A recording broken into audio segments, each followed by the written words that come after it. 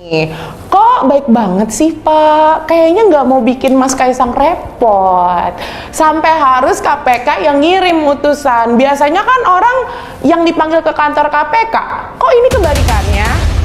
Nah, yang seperti ini kalau saya lebih pastikan KPK harus jauh lebih responsif, lebih proaktif lagi. Hanya minta jabatan kepada pejabat melalui istrinya, kan butuh memberikan sesuatu kepada istrinya. Jadi harus didalami seperti itu. Yang memberikan fasilitas jet pribadi itu siapa? Siapa dalam artian gini, dia mempunyai proyek apa tidak, dia punya kepentingan apa tidak. Makanya konflik of interest itu menjadi kata kunci ya, konflik of interest dan etika. Ini kan harusnya dua-duanya. Kalau hanya sekedar dilihat bahwa yang bersangkutan bukan penyelenggara negara, maka tidak ada gratifikasi untuk yang bersangkutan kali ini. Tapi kan harusnya dipikirkan mendalam, dikaitkan yang menerima ini bukan sembarangan orang, dan kondisi kita seperti ini sekarang ini kan. Sampai-sampai diangkat sama media luar negeri. Malu banget gak sih? Lupa, mereka kan emang sekeluarga gak punya malu.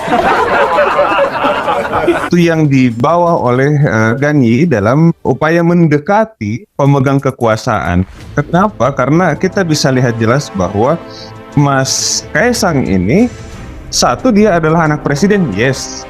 Tapi setelah beberapa bulan ke depan dia adalah adik wakil presiden secara sekaligus. Kaisang malah menjadi penghubung antara dua subjek pemegang kekuasaan. Ternyata Gibran saat menjadi wali kota Solo bekerja sama dengan PT Shopee Internasional Indonesia dengan berkontribusi dan revitalisasi Solo Technopark. Oh, jangan-jangan ini alasannya UMKM kita banyak yang gulung tikar sama si Orange ini.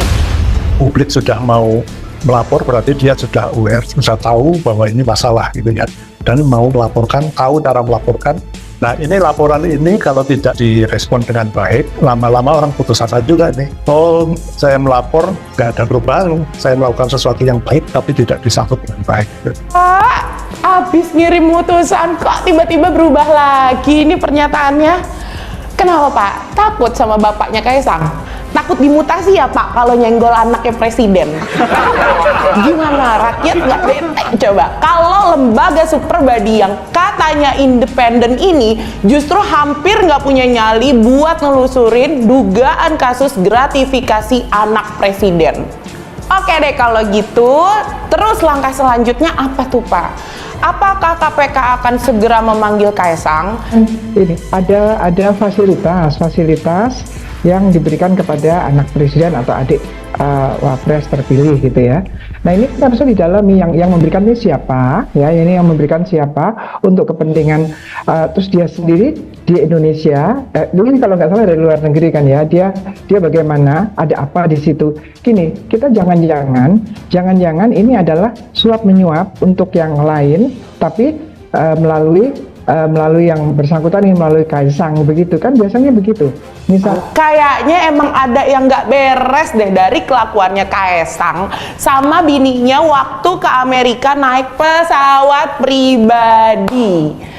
Akhirnya KPK mulai berani speak up terkait kejanggalan Kaisang yang hedon banget sama bininya waktu di luar negeri. nah, gitu. Hukum itu di dalamnya juga ada etika gitu ya, ada moralitasnya gitu ya.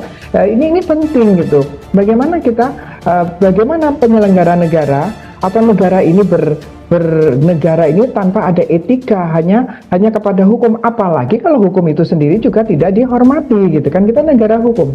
Pemilik pesawat jet pribadi tersebut juga ada kaitannya sama Pak Gibran sewaktu masih menjabat sebagai wali kota Solo. Mau tahu nggak kelihatannya dari apa?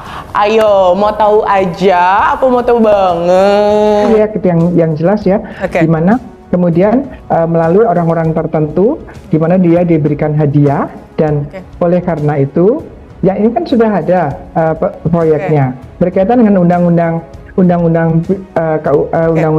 KPK yang baru. Ya, nggak ada urusannya kok berani apa nggak berani, itu kan hanya tempatnya saja. Begini, berkaitan dengan dengan lembaga Oke. independen apa tidak independen itu bukan urusannya. Urusannya adalah penegak Oke. hukumnya independen apa tidak. Baik, Gitu. Ben. Salut sih sama bapak, apalagi sama bapaknya. Ups.